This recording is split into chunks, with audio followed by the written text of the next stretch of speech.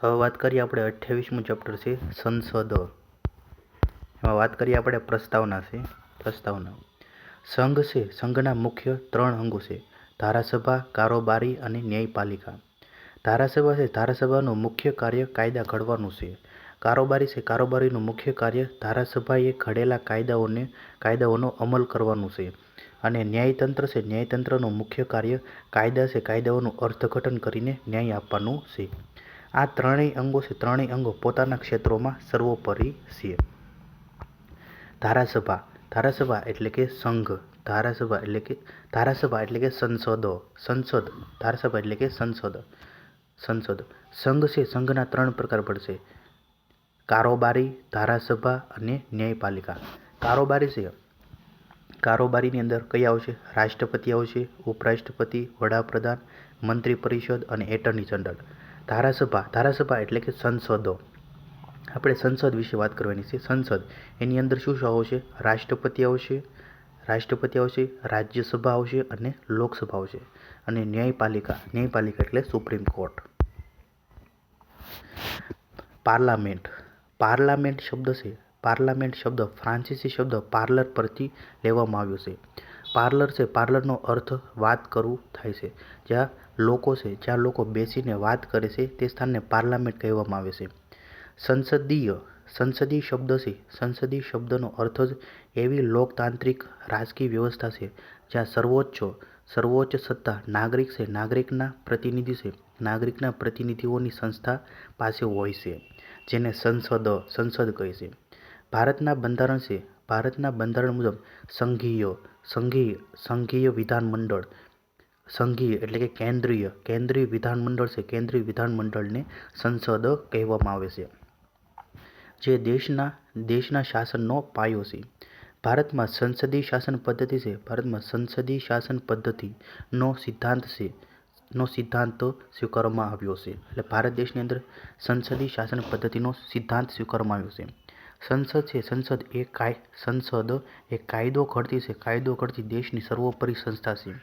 દેશમાં દ્વિગૃહી શાસન વ્યવસ્થાનો સિદ્ધાંત સ્વીકારાયો છે, જેમાં ઇંગ્લેન્ડના હાઉસ ઓફ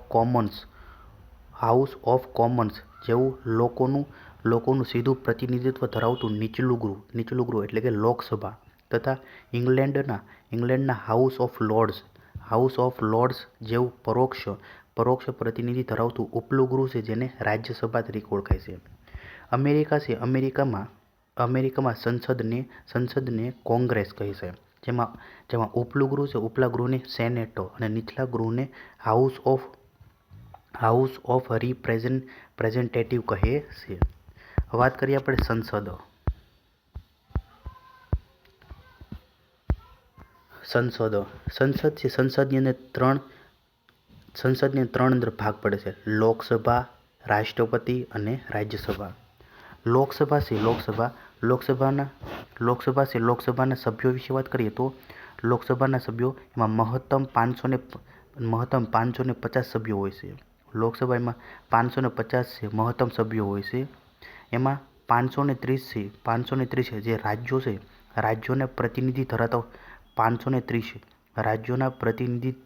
ધરાવતા સભ્યો હોય છે. અને 20 એ કેન્દ્રશાસિત પ્રદેશોના પ્રતિનિધિત્વ ધરાવતા સભ્યો હોય છે.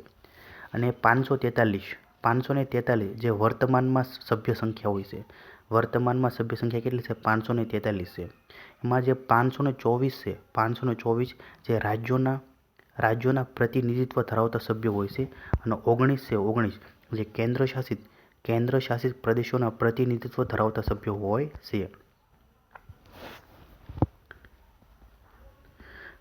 રાષ્ટ્રપતિ એમાં જે 19 સભ્યો છે, 19 સભ્યો જે કેન્દ્રશાસિત પ્રદેશોના પ્રતિનિધિત્વ ધરાવતા સભ્યો છે, એના 3 ભાગ પડે છે. એમાં 7 સભ્યો છે, 7 સભ્યો છે દિલ્હીમાંથી આવે છે, 5 સભ્યો છે એ જમ્મુ કાશ્મીરમાંથી, અને 7 છે બાકીના કેન્દ્રશાસિત પ્રદેશમાંથી આવે છે. પછી રાજ્યસભા છે. રાજ્યસભામાં વાત કરીએ તો રાજ્યસભામાં મહત્તમ સભ્ય સંખ્યા કેટલી હોય છે? 250 હોય છે. એમાં 238 છે એ રાજ્યો અને કેન્દ્રશાસિત પ્રદેશોના પ્રતિનિધિત્વ હોય છે. અને 12 છે 12 એ કલા, વિજ્ઞાન, સાહિત્ય અને સમાજ સેવા ક્ષેત્રમાંથી રાષ્ટ્રપતિ દ્વારા નિમણૂક કરવામાં આવે છે. પરંતુ રાજ્યસભાની અંદર હાલની અંદર કેટલા સભ્યો? 245 સભ્યો છે. વર્તમાનમાં સભ્ય સંખ્યા કેટલી છે? 245. એમાં 225 છે. 225 જે રાજ્યો છે, રાજ્યોના પ્રતિનિધિત્વ ધરાવતા સભ્યો છે.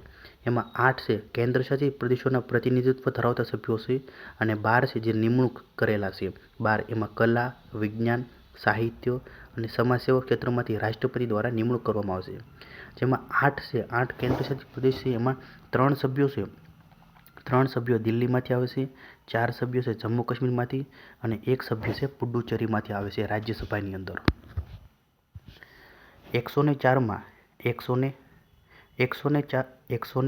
બંધારણીય સુધારા 2019 દ્વારા લોકસભામાં અનુસૂચિત જાતિ અને આદિજાતિની અનામત વ્યવસ્થાને 25 જાન્યુઆરી 2030 સુધી લંબાવવામાં આવી છે. આ ઉપરાંત 2 એંગ્લો ઇન્ડિયનની નિમણૂક કરવાની જોગવાઈ લંબાવવામાં આવી નથી. હવે વાત કરીએ આપણે સંસદ છે. સંસદનો ઉલ્લેખ ભારતીય બંધારણના ભાગ 5માં અનુચ્છેદ 79 થી લઈને અનુચ્છેદ 122 કરવામાં આવ્યો છે. ભારતમાં સંસદીય શાસન પ્રણાલી છે. ભારતમાં સંસદીય શાસન પ્રણાલી બ્રિટનના બંધારણમાંથી લેવામાં આવી છે. વાત કરીએ અનુચ્છેદ 79. અનુચ્છેદ 79 છે એમાં ભારતીય સંઘ માટે એક સંસદની રચના જે રાષ્ટ્રપતિ, રાજ્યસભા અને લોકસભાથી બનશે. સંસદ છે સંસદના મુખ્ય અંગ નીચે મુજબ છે. સંસદ છે એના 3 અંગ છે: રાષ્ટ્રપતિ, લોકસભા અને રાજ્યસભા. ભારતમાં રાષ્ટ્રપતિનો જે સંસદ છે ભારતમાં રાષ્ટ્રપતિનો સંસદના અંગ તરીકે સ્વીકાર કરાયો છે, પરંતુ તેઓ સંસદના કોઈ ગૃહના સભ્ય નથી. એટલે કે રાષ્ટ્રપતિ છે કોઈ ગૃહના સભ્ય નથી. રાજ્યસભા અને લોકસભા એ હિન્દી નામો છે જેમનો સ્વીકાર 1954માં કરાયો હતો. હવે વાત કરીએ લોકસભા અને રાજ્યસભા છે એની વિગતો વિશે વાત કરીએ તો એના અન્ય નામો વિશે વાત કરીએ તો અન્ય નામો રાજ્યસભાના અન્ય નામો કે રાજ્યસભા એને ઉપલું ગૃહ કહેવાય છે. રાજ્યસભા ઉપલું ગૃહ કહેવાય છે. દ્વિતીય ગૃહ કહેવાય છે. કાઉન્સિલ ઓફ સ્ટેટ અથવા એલ્ડર હાઉસ તરીકે ઓળખાય છે. લોકસભાને નીચલું ગૃહ કહેવાય છે. લોકસભાને પ્રથમ ગૃહ કહેવાય છે. હાઉસ ઓફ પીપલ કહેવાય છે અને પોપ્યુલર હાઉસ કહેવાય છે. રાજ્યસભાની રચના અનુચ્છેદ 80 મુજબ થાય છે. રાજ્યસભાની સંરચના છે અનુચ્છેદ 80 મુજબ થાય છે અને લોકસભાની રચના છે 81 મુજબ થાય છે. રાજ્યસભાની અંદર મહત્તમ સભ્ય સંખ્યા 250 છે, જ્યારે લોકસભાની અંદર 550 છે. હાલમાં જૂન 2023ની સભ્ય સંખ્યા રાજ્યસભાની અંદર 245 છે અને લોકસભાની અંદર 543 છે. રાજ્યસભાની અંદર નિમાયેલા સભ્યોની સંખ્યા કેટલી હોય છે? 12 હોય છે, જ્યારે લોકસભાની અંદર એક પણ હોતી નથી. એમાં ગુજરાત રાજ્યના સભ્યો કેટલા છે? રાજ્યસભાની અંદર 11 છે અને લોકસભાની અંદર 26 છે. ચૂંટણી વિશે વાત કરીએ તો રાજ્યસભાની ચૂંટણી છે જે પરોક્ષ રીતે થાય છે અને લોકસભાની ચૂંટણી પ્રત્યક્ષ રીતે થાય છે. ચૂંટણી માટેનો સિદ્ધાંત વાત કરીએ તો રાજ્યસભામાં સપ્રમાણ પ્રતિનિધિત્વ હોય છે, જ્યારે લોકસભાની અંદર પ્રાદેશિક પ્રતિનિધિત્વ હોય છે.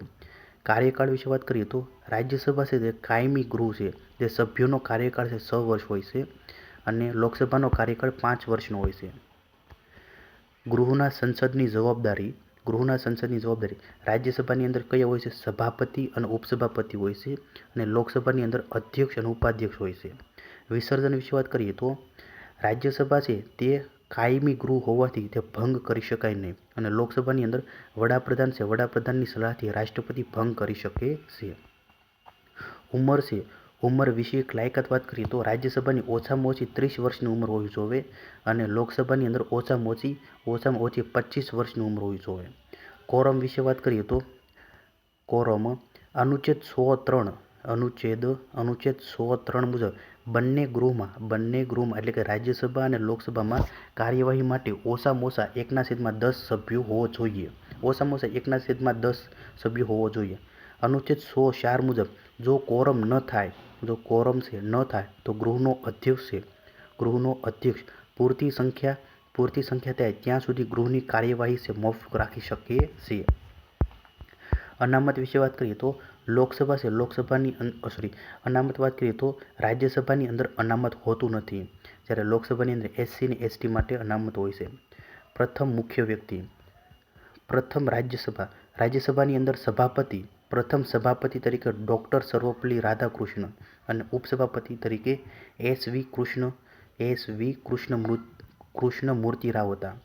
પછી લોકસભાની અંદર પ્રથમ અધ્યક્ષ હતા GV માવલંકર અને ઉપાધ્યક્ષ હતા અનંતશયનમ આયંગર હતા. વિશેષતા વાત કરીએ તો રાજ્યસભા છે તે રાજ્યો અને કેન્દ્રશાસિત પ્રદેશોનું પ્રતિનિધિત્વ કરે છે. માત્ર આ જ ગૃહ અખિલ ભારતીય સેવાઓનું સર્જન કરી શકે છે. માત્ર આ જ ગૃહ એટલે કે રાજ્યસભાનું ગૃહ છે રાજ્યયાદીને વિષયો પર કાયદો બનાવી શકે છે. ઉપરાષ્ટ્રપતિને દૂર કરવાનો પ્રસ્તાવ સૌપ્રથમ આ ગૃહમાં રજૂ કરવામાં આવે છે. એટલે કે ઉપરાષ્ટ્રપતિને દૂર કરવાનો પ્રસ્તાવ સૌપ્રથમ રાજ્યસભાની અંદર રજૂ કરવામાં આવે છે. લોકસભામાં જે ભારતના સમગ્ર લોકોનું પ્રતિનિધિત્વ કરે છે. નાણાં ખરડો સૌપ્રથમ અહીં જ રજૂ થાય છે અને બજેટ પણ આ જ ગૃહમાં રજૂ થાય છે. આ યાદ રાખવાનું છે. લોકસભાની અંદર નાણાં ખરડો સૌપ્રથમ લોકસભાની અંદર રજૂ થાય છે અને બજેટ પણ લોકસભાની અંદર રજૂ થાય છે સૌપ્રથમ. હવે વાત કરીએ આપણે વિશ્વના વિવિધ દેશોની સંસદના નામો. વિવિધ દેશોના સંસદના નામો વાત કરીએ. ભારતને આપણે સંસદ એટલે કે પાર્લામેન્ટ કહેવાય છે. યુકેની અંદર પાર્લામેન્ટ કહેવાય છે. રશિયાને ડ્યુમા કહેવાય છે. પાકિસ્તાનમાં એમાં નેશનલ એસેમ્બલી.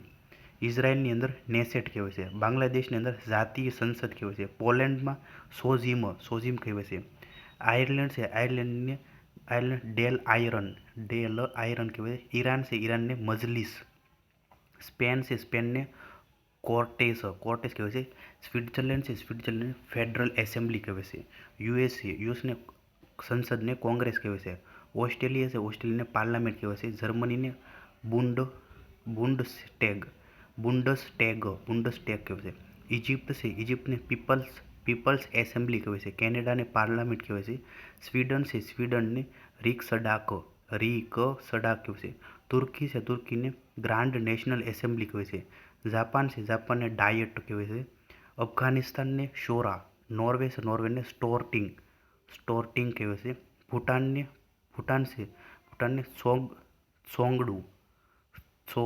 ત્સોંગડુ કહેવાય છે. મલેશિયાને દિવાન નિગારા. ચીનને નેશનલ પીપલ્સ કોંગ્રેસ. તાઇવાનને યુઆન.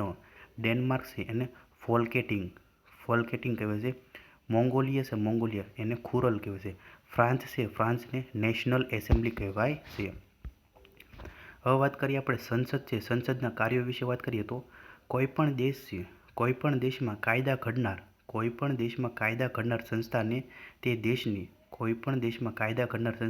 તે દેશની ધારાસભા કહેવાય છે. ભારતમાં સંસદીય શાસન પ્રણાલી છે. સંસદીય પ્રણાલીને સરકારનું વેસ્ટમિન્સ્ટર પણ કહેવાય છે. સંસદીય પ્રણાલીને સરકારનું વેસ્ટમિન્સ્ટર મોડેલ પણ કહેવાય છે. વેસ્ટમિન્સ્ટર તે લંડનમાં સ્થિત એક સ્થળ છે જ્યાં બ્રિટિશ સંસદ છે. સામાન્ય રીતે તેનો બ્રિટિશ સંસદના પ્રતીકના રૂપમાં ઉપયોગ થાય છે. ભારતમાં કાયદા ઘડવાનું કાર્ય મુખ્ય રીતે સંસદ કરે છે, જેને લોકશાહીનું મંદિર પણ કહેવાય છે. વિશે વાત કરીએ આપણે ધારાકીય કાર્ય. કાયદાઓ બનાવવા એ સંસદનું મુખ્ય કાર્ય છે. સંસદ એક સંસદ છે કેન્દ્ર યાદી અને સંયુક્ત યાદી અંતર્ગત આવતા વિષયો પર કાયદાઓ બનાવી, રદ કરી અને તેમાં પરિવર્તન કરી શકે છે. તથા રાજ્યસભા છે અમુક સંજોગોમાં રાજ્ય યાદી અંતર્ગત આવતા વિષયો પર કાયદા બનાવી શકે છે. રાષ્ટ્રપતિ દ્વારા બહાર પાડવામાં આવતા વટહુકમને સંસદ સત્ર શરૂ થવાના 6 અઠવાડિયા એટલે કે 42 દિવસમાં મંજૂરી મળવી જરૂરી છે, જે કાયદાઓ બનાવવાની પ્રક્રિયામાં સંસદનું મહત્વ દર્શાવે છે. કારોબારી પર અંકુશ વિશે વાત કરીએ તો કારોબારી પર અંકુશ. મંત્રી પરિષદ જ્યાં સુધી લોકસભામાં વિશ્વાસ જાળવી શકે ત્યાં સુધી જ તે સત્તામાં રહી શકે છે. આમ સંસદ દ્વારા કારોબારી પર અપ્રત્યક્ષ રીતે નિયંત્રણ કરવામાં આવે છે. સંસદ અન્ય ઘણી રીતે કારોબારી પર અંકુશ ધરાવે છે, જેમ કે સંસદીય પ્રશ્નોત્તરી, સભા મોકૂફની દરખાસ્ત, અવિશ્વાસની દરખાસ્ત, અંદાજપત્ર ચર્ચા, પછી કાપ દરખાસ્ત, સંસદીય સમિતિઓ દ્વારા અંકુશ વગેરે. નાણાકીય અંકુશ વિશે વાત કરીએ તો નાણાકીય અંકુશ ભારતમાં લોકો પાસેથી મહેસૂલ, કર કે અન્ય રીતે ઉઘરાવેલા જાહેર નાણાં જે સંસદની પૂર્વ મંજૂરી વગર ખર્ચ કરી શકાય નહીં, અને તેથી જ કેન્દ્ર સરકાર અંદાજપત્ર દ્વારા આ બાબતે સંસદની મંજૂરી મેળવે છે. આ ઉપરાંત કોઈપણ નવા કર કે જે મહેસૂલ લાદવા કે દૂર કરવા સંસદની મંજૂરી જરૂરી છે. કેબિનેટનું નિર્માણ. કેબિનેટ એ સંસદીય લોકશાહીની અનુરૂપ જવાબદાર તથા નીતિગત વિષયોના નિર્ણય લઈ શકે તેવી સંસ્થા છે. આ કેબિનેટ એ સંયુક્ત રીતે લોકસભાને જવાબદાર છે. મંત્રીમંડળ તથા મંત્રીઓની કામગીરીનું વિશ્લેષણ. સંસદ દ્વારા સરકારની કામગીરીનું વિશ્લેષણ કરવામાં આવે છે તથા બંને ગૃહો સરકારની કામગીરી વિશે ચર્ચા કરી શકે છે, જે સરકારને આપખુદ બનતા રોકે છે. ન્યાય વિષયક કાર્ય. સંસદ કેટલાક ન્યાય વિષયક કાર્યો પણ કરે છે, જેમ કે ભારતમાં રાષ્ટ્રપતિ પર મહાભિયોગ જેવી પ્રક્રિયા દ્વારા હોદ્દા પરથી દૂર કરવાની સત્તા ધરાવે છે, અને ઉપરાષ્ટ્રપતિ, સર્વોચ્ચ અદાલત અને વડી અદાલતના જે ન્યાયાધીશો, મુખ્ય ચૂંટણી કમિશનર વગેરેના હોદ્દા પરથી દૂર કરવાની સત્તા ધરાવે છે. કોણ ધરાવે છે? સંસદ તેના સભ્યો તથા બહારના લોકોને તેની અવમાનના કે વિશેષાધિકારોનું ઉલ્લંઘન માટે દંડ આપી શકે છે. વાત કરીએ આપણે માહિતીના સ્ત્રોત તરીકે. સંસદ કોઈપણ સમાચાર સંસ્થા કે સમાચાર પત્રો કરતાં વધુ શક્તિશાળી છે. સંસદ ચર્ચા, પ્રશ્નો વગેરે દ્વારા સત્તાવાર માહિતી પૂરી પાડી લોકોને વિવિધ બાબતો વિશે જાણકારી આપે છે. નોંધ છે, વર્ષ 2021માં લોકસભા ટીવી અને રાજ્યસભા ટીવીને એકીકૃત કરી સંસદ ટીવી શરૂ કરવામાં આવી, જે સંસદ અને દેશની મહત્વપૂર્ણ ચર્ચાઓ અને ઘટનાઓનું વર્ણન કરે છે. હવે વાત કરીએ આપણે ચૂંટણી વિષયક કાર્ય. ચૂંટણી વિષયક કાર્ય વિશે વાત કરીએ તો સંસદના ચૂંટાયેલા સભ્યો રાષ્ટ્રપતિની ચૂંટણીમાં ભાગ લેશે તથા સંસદના જે કુલ સભ્યો એટલે ચૂંટાયેલા વત્તા નિમાયેલા ઉપરાષ્ટ્રપતિને ચૂંટે છે. લોકસભાના સભ્યો દ્વારા લોકસભાના અધ્યક્ષ તથા ઉપાધ્યક્ષને ચૂંટવામાં આવે છે, જ્યારે રાજ્યસભાના સભ્યો દ્વારા રાજ્યસભાના સભ્યો રાજ્યસભાના ઉપસભાપતિને ચૂંટણી કરે છે. સંસદ છે સંસદ રાષ્ટ્રપતિ ઉપરાષ્ટ્રપતિ અથવા બંને ગૃહ છે બંને ગૃહના સભ્યો તથા રાજ્યોની વિધાનસભા છે રાજ્યોની વિધાનસભાના સભ્યોની ચૂંટણી સંબંધિત નિયમ બનાવી શકે છે તથા તેમાં ફેરફાર કરી શકે છે. કટોકટી સંબંધિત કાર્ય વિશે વાત કરીએ તો કટોકટી સંબંધિત કાર્ય સંસદ દ્વારા ત્રણેય પ્રકારની આપાતકાલીન પરિસ્થિતિ એટલે કે રાષ્ટ્રીય કટોકટી, રાજ્ય કટોકટી તથા આર્થિક કટોકટીને સ્વીકૃતિ આપવામાં આવી છે. લોકમત વિશે ચર્ચા વિચારણા સંસદ છે સંસદમાં લોકો દ્વારા ચૂંટાયેલા જે પ્રતિનિધિઓ ધારાસભામાં લોકોનું પ્રતિનિધિત્વ કરે છે. આમ આ જે પ્રતિનિધિઓ છે આ પ્રતિનિધિઓ લોકોની આકાંક્ષાઓ તથા અપેક્ષાઓનું પ્રતિબિંબ પાડે છે. આ રીતે જે ચર્ચા વિચારણા દ્વારા પ્રજાના આક્રોશને વ્યક્ત કરી સેફ્ટી વાલ્વની મહત્વપૂર્ણ ભૂમિકા ભજવે છે. શપથ અને પ્રતિજ્ઞા વિશે વાત કરીએ તો દરેક ગૃહના સભ્યો રાષ્ટ્રપતિ અથવા તેમના દ્વારા નિયુક્ત કરેલ વ્યક્તિ પાસે અનુસૂચિ 3માં દર્શાવવામાં આવેલ નમૂના મુજબ બંધારણીય હોદ્દાનો શપથ લેશે. પરંતુ મંત્રી પરિષદના જે મંત્રી છે રાષ્ટ્રપતિ પાસે શપથ લેશે તથા પ્રધાનમંત્રીને ગોપનીયતાના શપથ પણ રાષ્ટ્રપતિ લેવડાવે છે. સભ્યોના પગાર અને ભથ્થાઓ વિશે વાત કરીએ તો સંસદના દરેક ગૃહના સભ્યો સંસદ વખતોવખત કાયદાથી નક્કી કરે તેવા પગાર અને ભથ્થાનો અને તે સંબંધમાં આવી જોગવાઈઓ કરવામાં આવે નહીં ત્યાં સુધી બંધારણની શરૂઆત અગાઉ તરત હિન્દ ડોમિનિયન બંધારણ સભાના સભ્યોની બાબતમાં લાગુ પડતા હોય તે દરોએ અને તે શરતોએ પગાર અને ભથ્થા મેળવવાનો હકદાર રહેશે. સભ્યોની ગેરલાયકાતો વિશે વાત કરીએ તો જે સંસદ છે સંસદના સભ્યોની ગેરલાયકાતો ભારતીય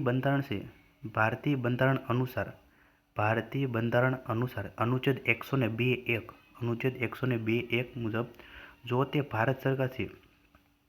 તે ભારત સરકાર કે અન્ય કોઈ રાજ્ય સરકાર હેઠળ લાભનું પદ ધરાવતા હોય તો જો તે દેવાળીઓ અથવા નાદાર જાહેર થઈ ગયો હોય, જો તે ભારતનો નાગરિક રહ્યો ન હોય અથવા સ્વેચ્છાએ વિદેશી નાગરિકતા સ્વીકારી લીધી હોય, સંસદ દ્વારા બનાવવામાં આવેલા કોઈ નિયમ અનુસાર ગેરલાયક ઠરે ત્યારે ન્યાયાલય દ્વારા તેને અસ્થિર મગજનો જાહેર કરાયો હોય ત્યારે 10મી અનુસૂચિ અંતર્ગત તે અયોગ્ય જાહેર કરાયો હોય ત્યારે આ બધી સભ્યોની ગેરલાયકાતો છે જે અનુચ્છેદ 102. પક્ષાંતર ધારા અનુસાર વિશે વાત કરીએ તો પક્ષાંતર ધારા અનુસાર અનુચ્છેદ 102 મુજબ તેણે સ્વેચ્છાએ પોતાના રાજકીય પક્ષનો ત્યાગ કરેલ હોય. અપક્ષ ઉમેદવાર તરીકે ચૂંટાયેલ સભ્ય ચૂંટણી પછી કોઈ પણ રાજકીય પક્ષમાં જોડાય તો પોતાના રાજકીય પક્ષે કે પક્ષ દ્વારા અધિકૃત કરેલ વ્યક્તિ કે સત્તાધીશે આપેલ આદેશની વિરુદ્ધમાં તો તેમની કે તેઓ પૈકી કોઈની પણ અગાઉથી મેળવેલી પરવાનગી સિવાય ગૃહમાં મતદાન કરે કે મતદાનથી અળગો રહે અને તેનું આવું કૃત્ય છે તેમણે 15 દિવસની અંદર માફ ન કર્યું હોય ત્યારે કોઈ ગૃહના નિમણૂક પામેલ સભ્ય પોતાની નિમણૂકના 6 માસ બાદ જો કોઈ રાજકીય પક્ષ સાથે જોડાય તો તે સભ્યનું સભ્યપદ રદ થઈ જાય છે. પરંતુ જો તે સભ્ય 6 મહિનાની અંદર કોઈ રાજકીય પક્ષ સાથે જોડાય તો તેમનું સભ્યપદ ચાલુ રહેશે. જ્યારે કોઈ સભ્ય કોઈપણ ગૃહના અધ્યક્ષ અથવા ઉપાધ્યક્ષ તરીકે ચૂંટાય અને ત્યારબાદ સ્વેચ્છાએ પોતાનું રાજકીય પક્ષનું સભ્યપદ છોડી દે અથવા ફરીથી જે તે હોદ્દાના કાર્યકાળ બાદ રાજકીય પક્ષમાં જોડાય તો પણ તેમનું સભ્યપદ રદ થતું નથી. 10મી 10મી અનુસૂચિ અંતર્ગત કોઈપણ સંસદ સભ્ય છે સંસદ સભ્યનું સભ્યપદ રદ કરવાનો નિર્ણય લોકસભા છે લોકસભાના અધ્યક્ષ જો તે લોકસભાનો સભ્ય હોય તો દ્વારા અને રાજ્યસભા છે રાજ્યસભાના સભાપતિ જો તે રાજ્યસભાનો સભ્ય હોય તો દ્વારા લેવામાં આવે છે. હવે વાત કરીએ આપણે લોક પ્રતિનિધિત્વ ધારો 1951 મુજબ વાત કરીએ તો લોક પ્રતિનિધિત્વ ધારો 1951 અનુસાર લોક પ્રતિનિધિત્વ અધિનિયમ 1951 ભાગ 2 ના પ્રકરણ 3માં સંસદ અને રાજ્ય વિધાનમંડળના સભ્યપદ નીચે મુજબની અયોગ્યતાઓ દર્શાવેલી છે.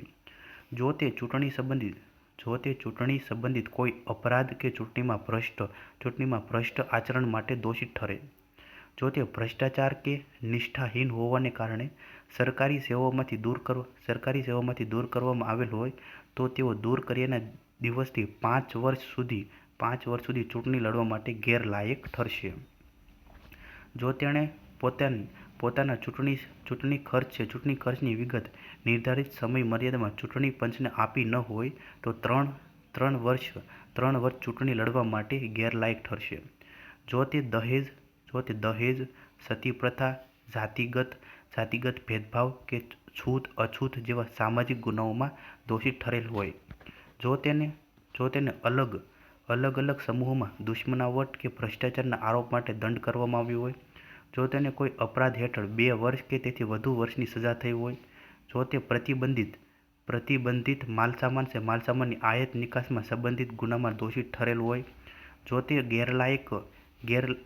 જો તે ગેરકાયદેસર જાહેર કરાયેલ સંગઠનના સભ્ય રહ્યા હોય તથા તેની આર્થિક બાબતોમાં સહભાગી થયા હોય, જો તે પ્રતિબંધિત માદક પદાર્થો સંબંધિત ગુનામાં દોષિત ઠરેલ હોય, જો તે પૂજાના સ્થળો એટલે કે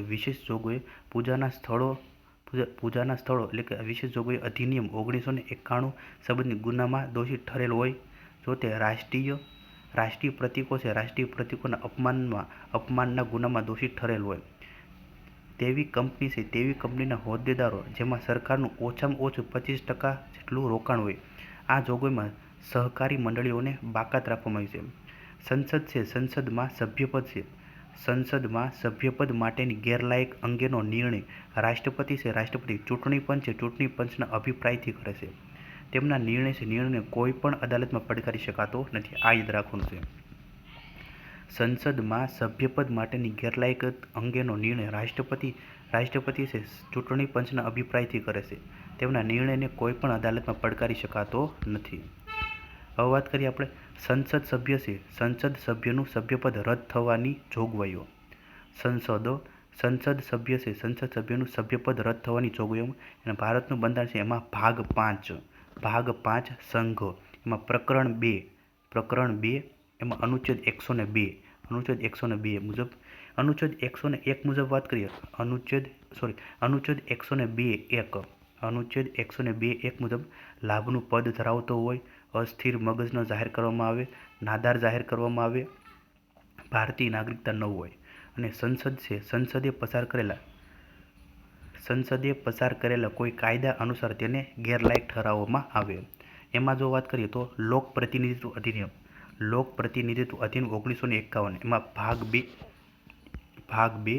અને પ્રકરણ 3 અને કલમ 8 એમાં કલમ 8.1 અને 8.2 મુજબ એવા ગુનાઓની યાદી છે. જો આ યાદીમાં આવેલ ગુનાઓ પૈકી કોઈ પણ ગુનો કોર્ટમાં સાબિત થાય તો સંસદ સભ્યનું સભ્યપદ રદ થશે. અને કલમ 8.3 મુજબ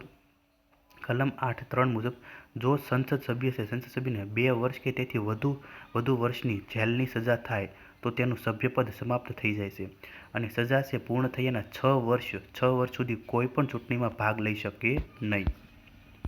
અનુચ્છેદ 102 મુજબ અનુસૂચિ 10 મુજબ કોઈ સભ્યને પક્ષાંતર ધારા અનુસાર ગેરલાયક ઠરાવવામાં આવે. નોંધ છે લોકસભાના સચિવાલય દ્વારા જાહેર કરાયેલા નોટિફિકેશન અંતર્ગત રાહુલ ગાંધીનું સભ્યપદ છે સભ્યપદ ભારતીય બંધારણના અનુચ્છેદ 102(1) અનુચ્છેદ 102(1) એટલે કે 102(1) અને લોકપ્રતિનિધિત્વ અધિનિયમ 1951ની કલમ 8(3) મુજબ રદ કરવામાં આવ્યું છે. વર્ષ 2019માં લોકસભા ચૂંટણીના પ્રચાર પ્રસાર દરમિયાન રાહુલ ગાંધીએ આપેલ એક ભાષણમાં કરેલ ટિપ્પણી બદલ તેમને આઈપીસીની કલમ 499 અને 500 મુજબ દોષિત જાહેર કરવામાં આવ્યા, જેમાં તેમને 2 વર્ષની સાદી કેદની સજા કરવામાં આવી છે. હવે વાત કરીએ આપણે ગેરહાજરી. સંસદની આપણે ગેરહાજરી વિશે વાત કરીએ તો સંસદ સભ્ય સતત 60 દિવસ સુધી ગૃહના સભાપતિ અથવા અધ્યક્ષની પૂર્વ મંજૂરી વગર ગેરહાજર રહે તો ગૃહમાં તેમની બેઠક ખાલી જાહેર કરી શકાય છે. અનુચ્છેદ 1(4) મુજબ આ 60 દિવસની ગણતરીમાં જ્યારે ગૃહ સતત 4 દિવસથી વધુ સમય સુધી સ્થગિત રખાયેલ હોય તો તે સમયગાળાને આ બાબતે ધ્યાનમાં લેવામાં આવતો નથી. હવે વાત કરીએ આપણે બેવડું સભ્યપદ. સંસદના બંને ગૃહમાં ચૂંટાવાથી ખાલી થતું પદ વિશે વાત કરીએ તો લોકપ્રતિનિધિત્વ અધિનિયમ 1951 અનુસાર કોઈ વ્યક્તિ એક સાથે સંસદના બંને ગૃહના સભ્ય બની શકે નહીં. જો વ્યક્તિ સંસદના બંને ગૃહમાં ચૂંટાય તો તેમણે 10 દિવસમાં ચૂંટણી પંચના સચિવને જાણ કરવાની રહેશે કે તે કયા ગૃહના સભ્ય તરીકે રહેવા ઈચ્છે છે.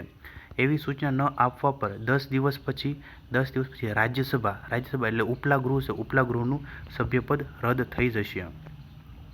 સંસદના કોઈ એક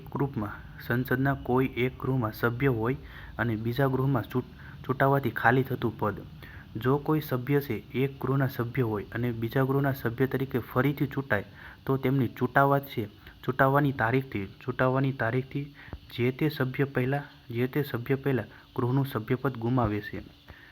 કોઈ એક જ ગૃહમાં એક કે તેથી વધુ બેઠક પર ચૂંટાવાથી ખાલી થતું પદ.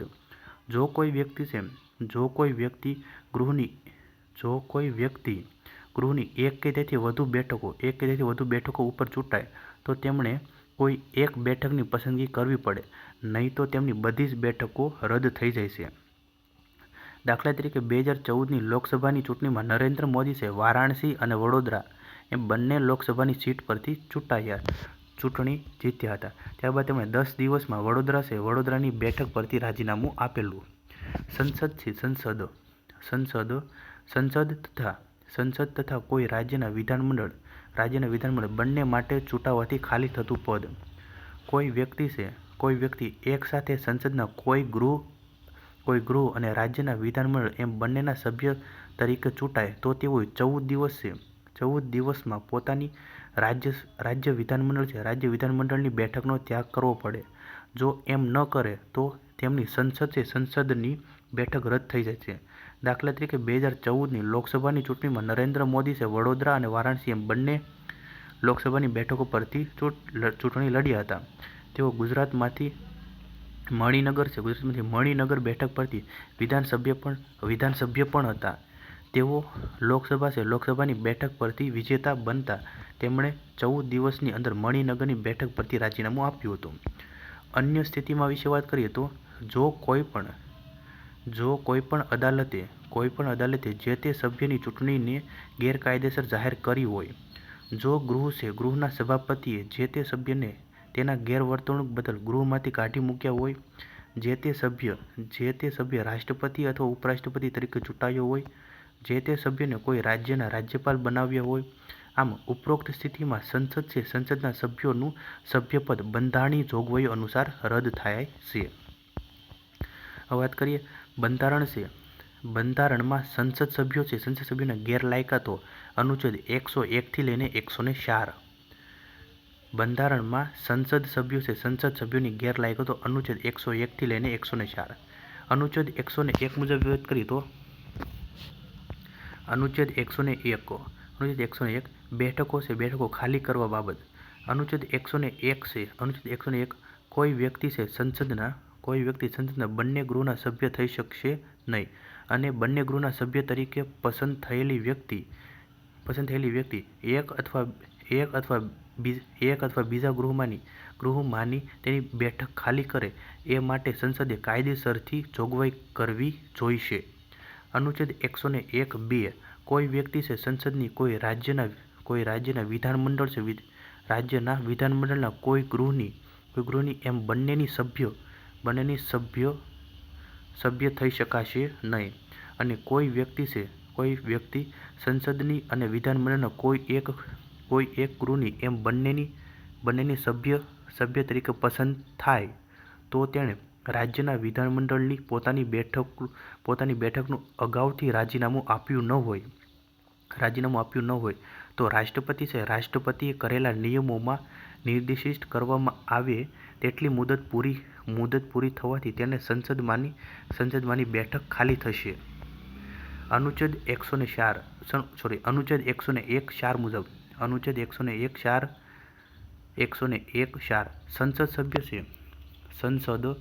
સંસદ સભ્ય ગૃહની પરવાનગી વગર 60 દિવસ સુધી તમામ બેઠકોમાં ગેરહાજર રહે તો ગૃહ તેની બેઠક ખાલી પડી હોવાનું જાહેર કરી શકાશે. આ 60 દિવસની મુદત દરમિયાન સત્ર સમાપ્ત થયેલું હોય તે મુદત અથવા સતત 4 દિવસથી વધુ બેઠક મુલતવી રહી હોય તો તે મુદત ગણવામાં આવશે નહીં. અનુચ્છેદ 102 સભ્યપદ માટેની ગેરલાયકાતો અનુચ્છેદ 102(1) મુજબ કોઈ વ્યક્તિ સંસદના કોઈ પણ ગૃહમાં સભ્ય બનવા માટે ગેરલાયક બનશે જો તે વ્યક્તિ સંસદે કોઈ હોદ્દાનો સમાવેશ લાભદાયક હોદ્દા તરીકે થતો નથી એમ કાયદાથી જાહેર કર્યું હોય તે સિવાયનો ભારત સરકાર અથવા કોઈ રાજ્યની સરકાર હેઠળ અન્ય લાભનો હોદ્દો ધરાવતી હોય. સ્પષ્ટીકરણ તરીકે આ ખંડના હેતુઓ માટે જો કોઈ વ્યક્તિ સંઘના અથવા કોઈ રાજ્યના મંત્રી છે તેવા કારણ માત્રથી ભારત સરકાર અથવા તેવા રાજ્ય સરકાર હેઠળ કોઈ લાભદાયક હોદ્દો ધરાવતો હોવાનું ગણાશે નહીં. અસ્થિર મગજની હોય અને આધિકારિક ન્યાયાલયે તેને તેવી હોવાનું જાહેર કર્યું હોય. અદાલત દ્વારા નાદાર ઠરાવેલી હોય. ભારતની નાગરિક ન હોય અથવા તેણે સ્વેચ્છાએ કોઈ વિદેશી રાજ્યની નાગરિકતા પ્રાપ્ત કરી હોય અથવા કોઈ વિદેશી રાજ્ય પ્રત્યે નિષ્ઠા અથવા વફાદારી સ્વીકારી હોય. સંસદના કોઈ કાયદા હેઠળ ગેરલાયક ઠરાવેલી હોય. અનુચ્છેદ 102(2) મુજબ કોઈ વ્યક્તિ 10મી અનુસૂચિ હેઠળ ગેરલાયક બની હોય તો તે સંસદના બંને ગૃહની સભ્ય થવા માટે ગેરલાયક ગણાશે. અનુચ્છેદ 103 મુજબ સભ્યોની ગેરલાયકાત અંગે પ્રશ્ન ઉદ્ભવે તો રાષ્ટ્રપતિનો નિર્ણય આખરી ગણાશે. અનુચ્છેદ 104 મુજબ અનુચ્છેદ 99 હેઠળ શપથ કે પ્રતિજ્ઞા પહેલા અથવા લાયક ન હોવા અથવા ગેરલાયક થવા છતાં ગૃહમાં બેસવા અને મત આપવા માટે દંડ. અનુચ્છેદ 190 લઈને 193 વિધાનસભા અને વિધાન પરિષદના સભ્યપદ માટેની ગેરલાયકાતોની ઉપરોક્ત દર્શાવ્યા પ્રમાણે જોગવાઈઓ આપેલી છે. અનુચ્છેદ 84માં સંસદ સભ્યોની લાયકાતો અને અનુચ્છેદ 173માં વિધાનસભાના સભ્યોની લાયકાતો માટેની જોગવાઈઓ આપવામાં આવી છે. વાત કરીએ સંસદમાં નેતાઓ વાત કરીએ આપણે ગૃહના નેતા લોકસભા છે લોકસભામાં ગૃહના નેતા એટલે કે પ્રધાનમંત્રી જો લોકસભાના સભ્ય હોય તો, અથવા પ્રધાનમંત્રી કોઈ મંત્રી કે જે લોકસભાનો સભ્ય છે તે નિમી શકે છે. રાજ્યસભા છે રાજ્યસભામાં ગૃહના નેતા એટલે પ્રધાનમંત્રી જો રાજ્યસભાના સભ્ય હોય તો, અથવા પ્રધાનમંત્રી હોય છે, અથવા કોઈ મંત્રી કે જે રાજ્યસભાનો સભ્ય છે તેને નિમી શકે છે. વિપક્ષના નેતા વિશે વાત કરીએ તો સંસદના બંને ગૃહોમાં એક વિપક્ષના નેતા હોય છે. સામાન્ય રીતે ગૃહમાં વિપક્ષ તરીકે એવા પક્ષને માન્યતા મળે છે કે જે પક્ષના સભ્યોની સંખ્યા ગૃહની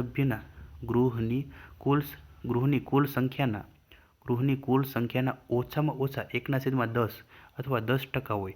અર્થાત લોકસભામાં ઓછામાં ઓછા 55 સભ્યો અને રાજ્યસભામાં ઓછામાં ઓછા 25 સભ્યો હોય તેવા વિપક્ષના મોટા પક્ષના નેતાને વિપક્ષના નેતા કહે છે. અમેરિકામાં તેમને અલ્પમતના નેતા તરીકે ઓળખવામાં આવે છે. ભારતમાં સૌપ્રથમ વર્ષ 1969માં વિપક્ષના નેતાનો દરજ્જો આપવામાં આવ્યો હતો. વિપક્ષના નેતાનું મુખ્ય કાર્ય છે સરકારના કાર્યોની યોગ્ય આલોચના કરવાનું તથા એક વૈકલ્પિક સરકારની વ્યવસ્થા કરવાનું છે.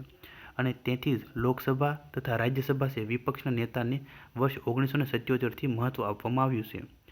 ભારતીય સંસદના બંને ગૃહોમાં વિપક્ષના નેતાના પદને વિપક્ષના નેતાના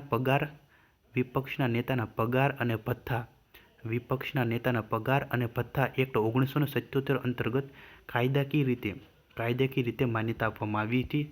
તેમના પગાર ભથ્થા અને સુવિધાઓ કેબિનેટ કક્ષાના મંત્રીને સમકક્ષ હોય છે. લોકપાલ માનવાધિકાર આયોગ, ચૂંટણી પંચ, કેન્દ્રીય તકેદારી આયોગ એટલે કે CVC અને કેન્દ્રીય સૂચના આયોગની નિયુક્તિ માટે વિપક્ષના નેતાની સહમતિ જરૂરી છે. જો આ યાદ રાખવાનું છે. લોકપાલ, માનવાધિકાર આયોગ, ચૂંટણી પંચ, કેન્દ્રીય તકેદારી આયોગ અને કેન્દ્રીય સૂચના આયોગની નિયુક્તિ માટે વિપક્ષના નેતાની સહમતિ જરૂરી છે. વિપક્ષના નેતા વિશે વાત કરીએ તો પ્રથમ છે 1969ની અંદર પ્રથમ વાત કરીએ તો લોકસભાની અંદર પ્રથમ વિપક્ષના નેતા રામ સુભગ સિંહ હતા અને રાજ્યસભાની અંદર પ્રથમ વિપક્ષ નેતા શ્યામનંદન મિશ્રા હતા. 1977ની અંદર કાયદાકીય રીતે પ્રથમ કઈ હતા? યશવંતરાવ લોકસભાની અંદર યશવંતરાવ બળવંતરાય ચૌહાણ હતા અને રાજ્યસભાની અંદર કમલાપતિ ત્રિપાઠી હતા. હવે વાત કરીએ આપણે સંસદમાં નેતાઓ હોય છે. એમાં ગૃહના નેતા અને વિપક્ષના નેતા. ગૃહના નેતા છે એમાં લોકસભા અને રાજ્યસભા હોય છે. લોકસભા જો પ્રધાનમંત્રી લોકસભાના સભ્ય હોય તો તેઓ અથવા પ્રધાનમંત્રી દ્વારા પસંદ કરાયેલ ગૃહના સભ્યો. રાજ્યસભાની અંદર જો પ્રધાનમંત્રી રાજ્યસભાના સભ્ય હોય તો તેઓ અથવા પ્રધાનમંત્રી દ્વારા પસંદ કરાયેલ ગૃહના સભ્યો. વિપક્ષના નેતામાં વાત કરીએ એમાં લોકસભા અને રાજ્યસભામાં એમાં ગૃહની ઓછામાં ઓછી 10% બેઠક ધરાવતા હોય તેવા વિપક્ષના સૌથી મોટા પક્ષના નેતા.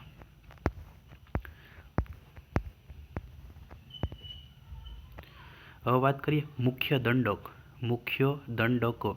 દંડક અથવા મુખ્ય સચેતક અથવા દંડનાયક. મુખ્ય દંડક એક પદાધિકારી હોય છે જેમની નિયુક્તિ રાજનૈતિક પક્ષ દ્વારા સંસદના સભ્યોમાંથી કરવામાં આવે છે. જેઓ સંસદના સદસ્યોના વ્યવહાર પર નિયંત્રણ રાખે છે. દરેક રાજકીય પક્ષ એક દંડનાયકની નિમણૂક કરે છે. દંડકનું મુખ્ય કાર્ય છે પોતાના પક્ષના નેતાઓને ગૃહમાં ઉપસ્થિત રાખવા તથા કોઈ પણ વિષય ઉપર ગૃહમાં મતદાનના સમયે પક્ષના સભ્યો ચોક્કસ મુદ્દાઓ પર પક્ષના વલણને વળગી વરિષ્ઠ સભ્યો દ્વારા દર્શાવેલ દિશા મુજબ મત માટે સહયોગ કરે તે છે. મુખ્ય સચેતકના આદેશને અવગણીને મતદાન કરનાર જે તે સભ્ય વિરુદ્ધ મુખ્ય સચેતક પક્ષીય કાર્યવાહી કરી શકે છે.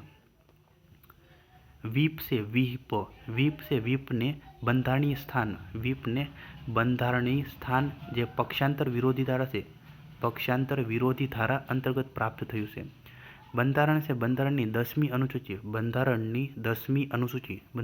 અનુસૂચિમાં રાજકીય પક્ષે અધિકૃત કરેલ કોઈ પણ વ્યક્તિ કે સત્તાધિકારીનો ઉલ્લેખ કરવામાં આવ્યો છે, જેને વ્હીપનું પદ સૂચવે છે.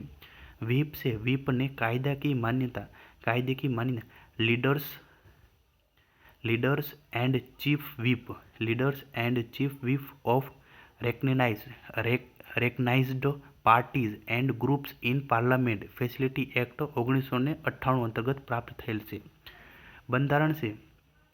ભારતના બંધારણમાં તથા સંસદના નિયમોમાં વ્હીપ શબ્દનો ઉલ્લેખ કરવામાં આવ્યો નથી, પરંતુ વ્હીપ શબ્દ સંસદીય સરકારની પરંપરા પર આધારિત છે. હવે વાત કરીએ આપણે વિવેક મત એટલે ધારાસભ્યો દ્વારા પોતાના આધિકારિક રાજકીય પક્ષે સ્વતંત્ર રીતે વ્યક્તિગત નૈતિક નિર્ણયને આધારે આપવામાં આવેલ મત. પક્ષાંતર વિરોધી ધારા અંતર્ગત ધારાસભ્યોને વિવેક મત આપવાની પરવાનગી નથી. બંધારણના અનુચ્છેદ 19(1) અંતર્ગત વાણી અને અભિવ્યક્તિની સ્વતંત્રતા અને સંગઠન બનાવવાનો અધિકાર એ મૂળભૂત અધિકાર છે, જે સંસદીય લોકતંત્રનો પાયો છે. આ અધિકારના કારણે રાજનૈતિક દળોનો જન્મ થયો છે, જે લોકતંત્ર માટે અનિવાર્ય છે. રાજનૈતિક પક્ષમાં આંતરિક લોકશાહીને પ્રોત્સાહન આપવું જોઈએ, જેથી પક્ષના સભ્યો પક્ષની વિચારધારા કે લક્ષ્ય પ્રત્યે વ્યાજબી મુદ્દાઓ પર અસમર્થન દર્શાવી શકે. અસમર્થન દર્શાવતા દરેક ધારાસભાને વિવેક મત આપવાની પરવાનગી હોવી જોઈએ. આથી પક્ષાંતર વિરોધી ધારા અંતર્ગત પક્ષોના વિલયના કિસ્સામાં સભ્યોને ગેરલાયકાતથી સંરક્ષણ આપવામાં આવે છે. વર્ષ 1992માં ક્વિહોતો હોલોહોન વિરુદ્ધ ઝાખેલુ અને અન્ય કેસમાં સર્વોચ્ચ અદાલતે ચુકાદો આપ્યો કે રાજકીય પક્ષના નિર્દેશ ફક્ત નીચે આપેલ મુદ્દાઓમાં ધારાસભ્ય પર બાધ્ય હોવી જોઈએ: વિશ્વાસ અને અવિશ્વાસ પ્રસ્તાવ. નીતિ વિષયક વિવેક મત વિના ધારાસભ્ય ફક્ત પક્ષની વિચારધારા પૂરતા સીમિત થઈ જાય છે અને તે પોતાની વ્યક્તિગત નિર્ણય ક્ષમતા ગુમાવે છે. જો કે ધારાસભ્યની વિવેક મત શક્તિ પર કેટલાક વ્યાજબી નિયંત્રણ હોવા પણ જરૂરી છે. પક્ષપલટા વિરોધી કાયદાની ટીકાકારોએ ભલામણ કરી કે અવિશ્વાસ પ્રસ્તાવ સિવાયના દરેક મામલે વિવેકપૂર્ણ મતદાન થવું જોઈએ. કેટલાક લોકો અનુસાર ખરડા અને નિંદા પ્રસ્તાવ પર મતદાન પણ પાર્ટીની વિચારધારા પર આધારિત હોવું જોઈએ. જો કે વિવેક મતનું અસમર્થન કરવામાં આવે છે કારણ કે મતદાતા રાજકીય પક્ષો અને તેની પ્રતિબદ્ધતાને ધ્યાને લઈ મતદાન કરતા હોય છે. તેથી એ જરૂરી છે કે દરેક ધારાસભ્યએ રાજકીય પક્ષની વિચારધારા અનુસાર જ મતનો ઉપયોગ કરવો જોઈએ, જેથી મતદાતાનો મત સાર્થક થાય. જ્યારે ધારાસભ્યો રાષ્ટ્રપતિ અને ઉપરાષ્ટ્રપતિની ચૂંટણીમાં ભાગ લેશે ત્યારે તેમને પક્ષાંતર વિરોધી ધારો લાગુ પડતો નથી. જ્યારે વિધાનસભામાં ચૂંટાયેલા સભ્યો રાજ્યસભાની ચૂંટણીમાં મતદાન કરે છે ત્યારે પણ તેમને પક્ષાંતર વિરોધી ધારો લાગુ પડતો નથી, કારણ કે આ સંજોગોમાં સભ્યો પાસે વિવેક મત આપવાની સત્તા છે અને તેમાં વ્હીપ જાહેર કરી શકાતું નથી.